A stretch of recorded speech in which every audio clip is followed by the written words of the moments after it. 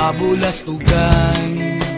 Hindi malilimutan ang asaran na merong pikunan, lalo na rin ang unang niligawan, unang kabiguan. At dyan nasiseryoso ang usapan, ang pagdadamayan ng tunay at tapat na kaibigan. Tatlong mga buwan,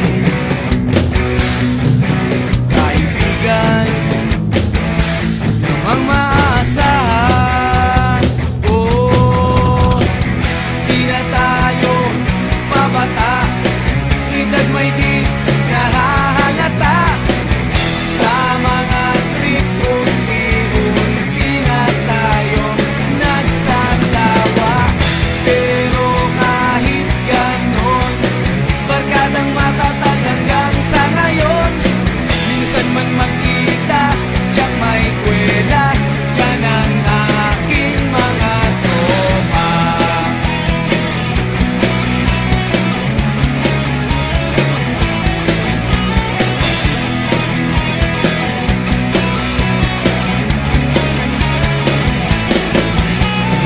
Inuman na pang magdamagan, minsan inaabot pa ng ayaan, na kung saan-saan, na para bang walang kinabukasan at kahantungan.